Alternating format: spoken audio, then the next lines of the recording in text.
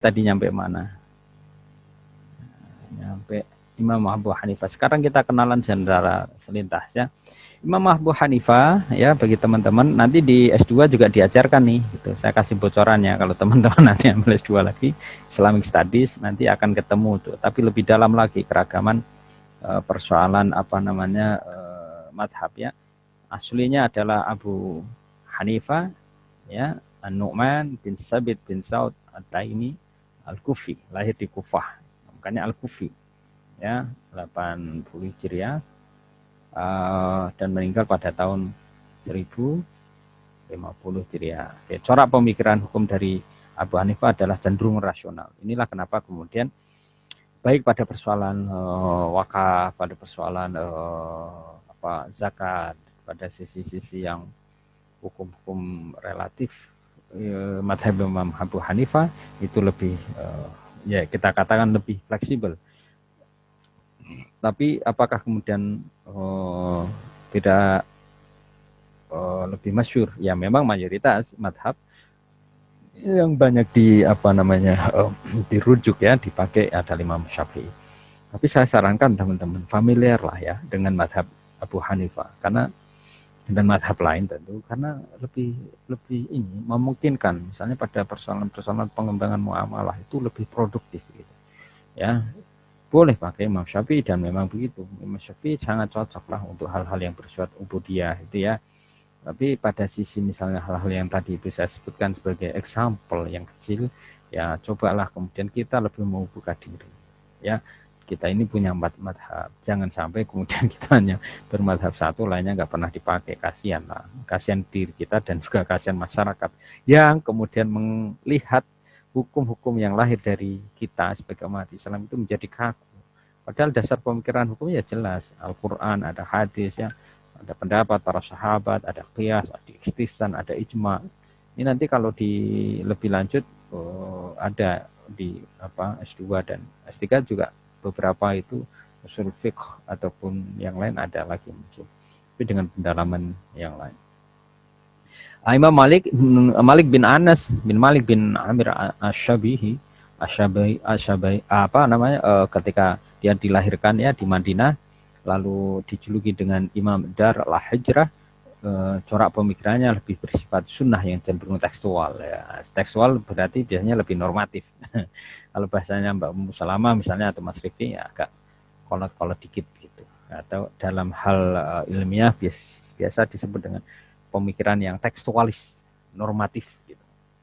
Ya, biasanya kurang lebih maju biasanya begitu kalau kita lalu bercorak lebih kepada yang tekstual normatif semata. Nah, tentu dasar pemikiran hukum ya kita bisa melihat ya perkembangannya di daerah negara-negara ini juga di Mesir, Tunisia, Aljazair, Maroko ya. Ini lahir dan berkembang madhab-madhab yang demikian ini. Makanya kalau kemudian kita sedang berhaji atau berumroh di tanah suci, maka kita akan mendapatkan keragaman-keragaman perilaku dari para sahabat dan teman-teman kita yang ada di Arab Saudi di sana.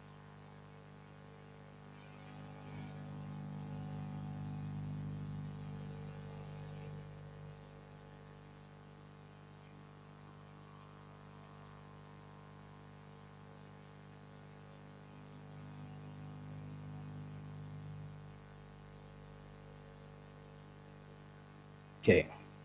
Nah, apa yang kemudian bisa kita pelajari lagi di dalam madhab ini?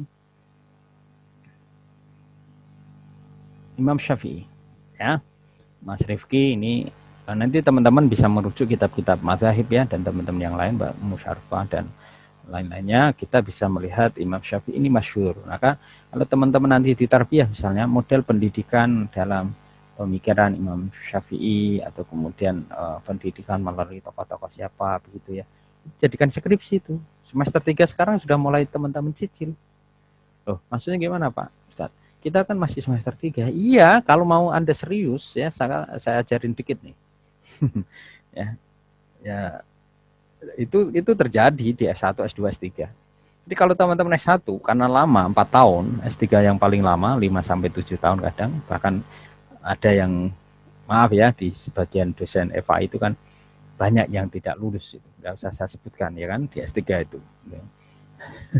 Tapi begini, pengalamannya adalah kalau teman-teman ini mengejar skripsi dan itu adalah target wajib dari setiap kita yang thalabul ilmi di dalam dunia kampus harus punya karya skripsi, maka teman-teman sudah mengkonstruksi ya, meniatkan itu dari sekarang.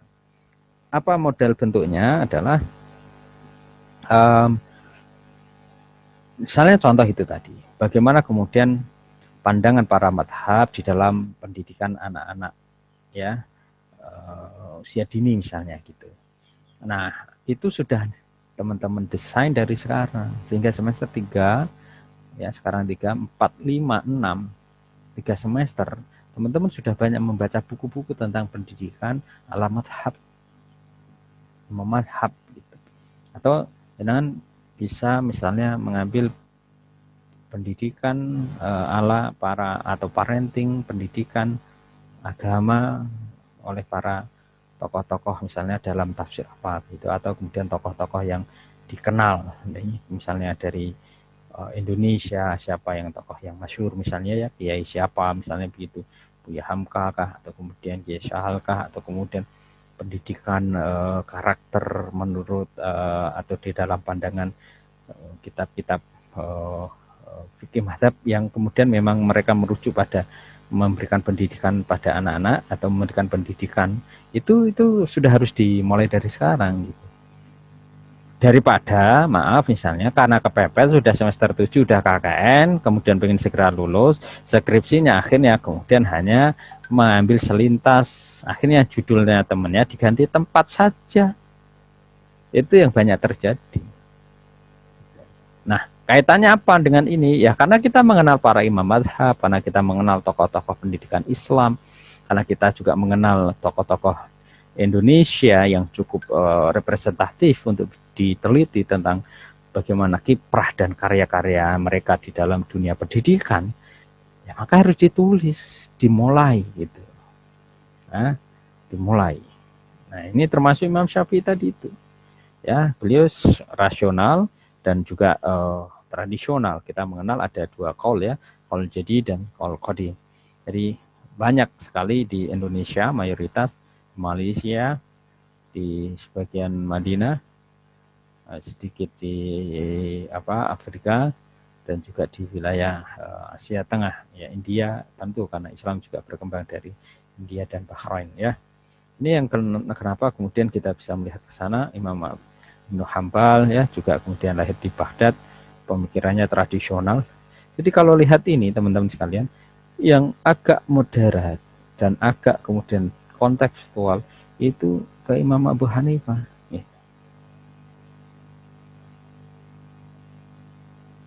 Sehingga lalu apa? Pemikiran kita juga relatif banyak yang berpikir ke sana, berpikir lebih produktif, lebih progresif gitu. Nah, ini kan kelompok-kelompok imam mazhab. Nah, dengan demikian maka teman-teman sekalian, ketika lalu kita merujuk bagaimana dilema, saya katakan begini, refleksi kita ya di dalam konteks Indonesia, Mas Rifki, ya, Mas Firman dan Mbak Putri, lalu yang lainnya yang hidup kameranya Mbak Eni, Mbak Pindiani, Mbak Suroratun, bagaimana lalu kita bisa melihat kalau madhab itu begitu luas cakrawalannya, kenapa kemudian kita mempersempit diri? Untung teman-teman ada di Unisula gitu. Yang persoalan maaf, dulu ada yang bertanya begini, lalu Pak Ustadz kita mengambil madhab yang mana? Ya madhab jelas, ada 4 itu kita pilih, lalu kita mengambil Islam yang mana? Islam kalau dalam Indonesia sudahlah, yang masuk di dalam 2 pilihan itu ada, udah selesai. Misalnya apa? MNU, Muhammadiyah, udah nggak usah ngelirik-ngelirik yang lain, ada Wahabi, ada Syiah dan lain sebagainya, udah biarin aja itu aliran-aliran yang kemudian berpengaruh. Loh, berpengaruhnya gimana lah? Kan pada sisi pernikahan, pada sisi bagaimana worldview mereka kan berbeda. Nah, kita tinggal milih itu aja, lalu dalamin itu madhab.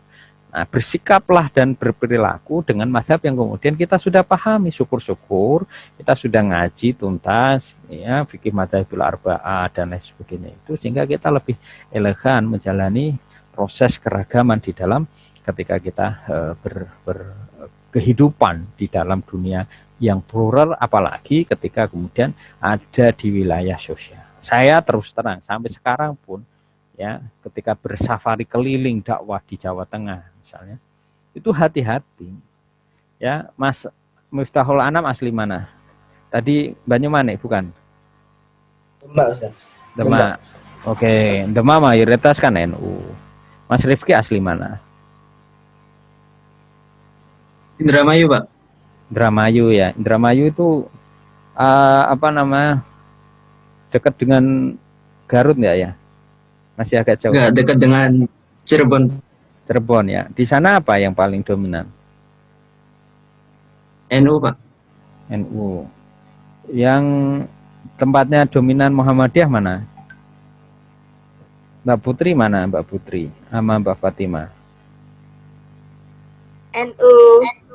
Ya NU. Maksud saya daerahnya mana? Wajahnya aja kelihatan NU. Nggak, maksud saya begini teman-teman. Kita ini hidup di Indonesia. Kalaupun teman-teman misalnya ya ada yang Muhammadiyah, nggak usah ditunjukin di wilayah publik, ya. Dan yang NU nggak usah ditunjukin di wilayah publik itu. Lah contohnya pas apa misalnya, Mas Perdana itu kalau ngimamin sholat subuh bingung dia. Ini pakai kunut, tapi belakangnya banyak yang Muhammadiyah. Kalau nggak pakai kunut ya, nanti apa namanya kok ya NU-nya luntur dan seterusnya. Dilema-dilema itu maka harus ada hal-hal yang kemudian disiasatin gitu. Contoh misalnya sholat misalnya ya, ini misalnya Mas Rifki ini atau Mas Perdana. Sholli fardhu subhi setelah ruku lalu naik di rakaat yang kedua itu ya, lalu pakai kunut atau enggak. Terus caranya gimana, Pak? Ya kalau saya biasanya lihat yang dominan belakang pakai kunut atau enggak gitu. Kalau dominan Syafi'iyah, kita nggak usah pakai NU Muhammadiyah, Syafi'iyah, maka ya kita udah pakai aja kunut gitu. Nah, kalau yang di belakangnya itu nggak pakai kunut, Malik dan lainnya misalnya, atau ya, menganut madhab yang nggak pakai kunut gitu, ya sudah, kita berdiri, kita kunut kan nggak harus angkat tangan. Kenapa sih Mas Rifki misalnya takut kalau kunut itu harus ngangkat tangan? Kan nggak harus, demi mafsadat yang belakang itu tidak. Wah ini mami jantan no, pakai kunut kita nggak laisa minna gitu, laisa minhum. Nah itu menjadi soal. Udah berdiri aja sejenak, biarkan yang belakang pakai kunut makmum silahkan. Jenengan tidak dalam posisi juga tidak pakai kunut, artinya jenengan pakai kunut tapi tangannya nggak usah diangkat, sehingga kita nggak terdetek langsung apakah kita pakai kunut atau tidak. Hubungannya kita ke Allah di dalam kondisi konflik furu'iyah yang seperti itu. Tapi kalau di belakangnya jelas nggak ada yang pakai kunut, nggak usah pakai kunut, dipaksakan. Mengkunut itu juga sunnah. Nah, tapi kan nanti kalau nggak kunut sujud sahwi, Pak. Sekarang saya tanya, sujud sahwi itu hukumnya sunnah apa wajib? Sunnah. Jadi persoalan kunut itu sunnah. Kalau lupa kunut diminta untuk sujud sahwi itu juga sunnah. Ya, kalau keduanya ditinggalkan, ya tidak apa-apa. Ya, tapi kalau kemudian menjadi pertikaian, perselisihan, kamu bukan kelompok saya karena kamu pakai kunut, kamu kelompok saya karena kamu pakai kunut. Ini yang harus lebih dicegah, mafsadahnya jauh lebih besar. Dan selama ini diakui atau tidak, Indonesia kita ini banyak yang kemudian terlarut energi kita untuk ngurusin yang seperti itu. Maaf ini karena kajian ya, kita kaji gitu. Bukan kemudian kita juga mencoba terlarut dari situ, tidak. Teman-teman yang sudah mengikuti fikih ibadah ini, udahlah tuntaskan pada persoalan kunut atau tidak, itu enggak persoalan yang sangat urgent dalam pengertian dibandingkan dengan mafsadat ketika lalu kita menjadi pertikai persoalan itu. Ya. Persoalan apa lagi? Ya, nanti mari kita lalu diskusikan yang kemudian dianggap yang ngeremeng-ngeremeng itu. Persoalan tarawih. Udahlah 8 atau 20, enggak ada masalah. Ya. Apalagi persoalan Maulid Nabi, enggak ada masalah. Persoalan ini Pak, kita ikut sedekah bumi atau sedekah laut. Ya kalau kemudian di situ Anda bersyukur sebagai anak petani misalnya di Demak atau di Pati atau di Kudus, lalu di situ Bapak kita melakukan kumpul bareng lalu tasyakuran sedekah bumi, ya tidak ada masalah. Yang menjadi masalah ketika kambing disembelih lalu kepalanya dijeburin di laut, sedekah laut atau apa, itu yang menjadi soal. Lalu kalau tidak dilakukan menjadi celaka, itu yang nggak boleh. Tapi kalau kemudian para pelaut di Demak, ya pesisiran utara ini kemudian berkumpul di pinggiran laut, bersyukur makan bareng-bareng atas limpahan nikmat melalui ikan di hamparan laut yang luas maritim terbesar di dunia Indonesia, ya gak ada masalah. Ya kan, gitu. Jadi ini kemudian kita tidak larut dalam persoalan-persoalan yang mudah membid'ahkan, yang mudah mengkafirkan, bahkan kemudian mudah memusyrikan yang lain. Ini menjadi penting. Padahal kemudian kita belajar tentang mazhab, kita belajar tentang bagaimana kemudian Rasulullah SAW mengajarkan kepada kita akhlak mulia, menghargai keragaman itu. Bahkan Rasulullah sendiri diutus ke muka bumi ini juga secara tidak langsung memunculkan keragaman madhab tadi, tetapi madhab itu bukan salah kita yang beragam, tapi bagaimana lalu kita mengolah keragaman tadi menjadi sebuah keragaman, kita memilih mana madhab yang kemudian lebih pas untuk kita ikutin, tidak ada masalah. Ya, begitu, terima kasih, jam 1.30. Ada pertanyaan? Bila ada, mari diskusikan, kalau tidak ada ya kita langsung cukupkan, tidak apa-apa ya.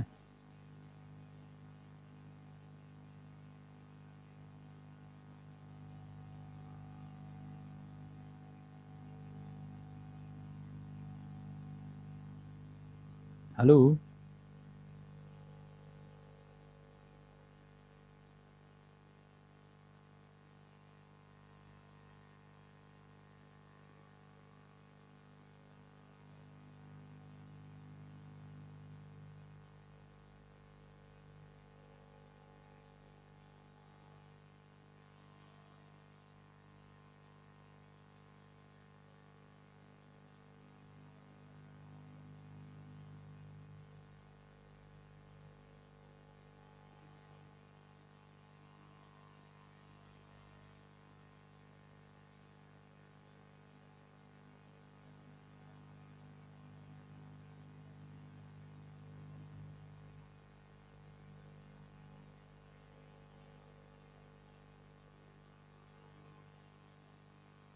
Ya, tidak ada, Mas Rifki, Mas Fita. Masih ada beberapa menit. Ini saya sedang masuk nih. Nah, ini baru masuk di seminar conference-nya. Nah, tapi kalau ada teman-teman mau share sebentar, tidak apa-apa. Ini biar saya dirikan ada berapa peserta yang sudah masuk. Oke. Silakan Mbak Fidiani, Mbak Ulfa, Mbak Izatin ya, Mas Berdanang, Mbak Sokhifatul, oke. Fatima.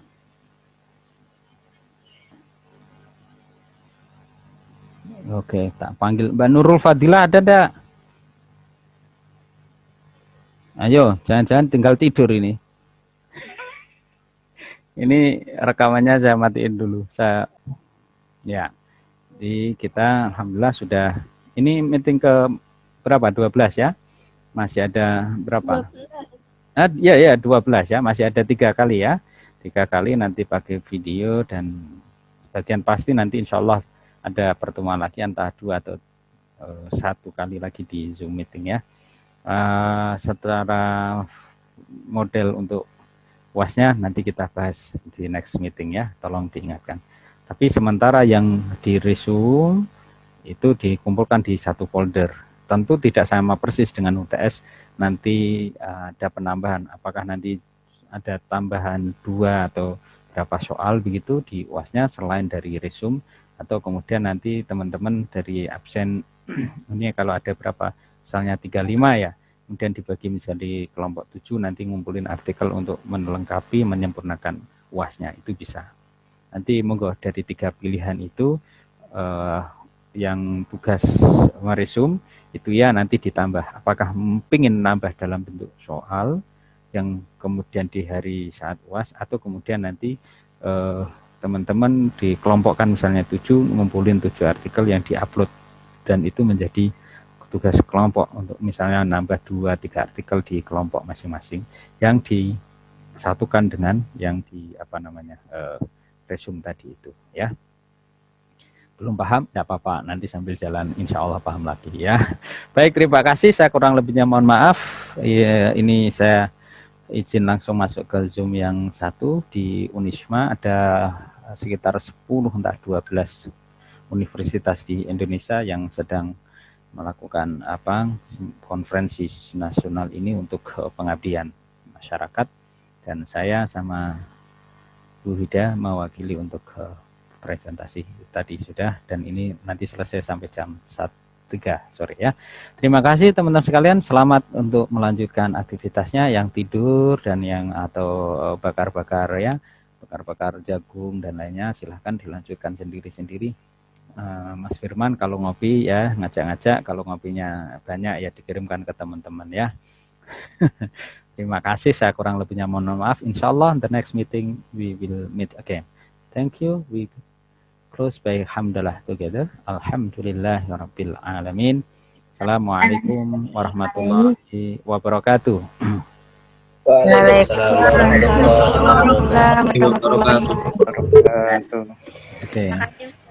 Oke, terima kasih semuanya ya. Ya, sukses selalu. Amin.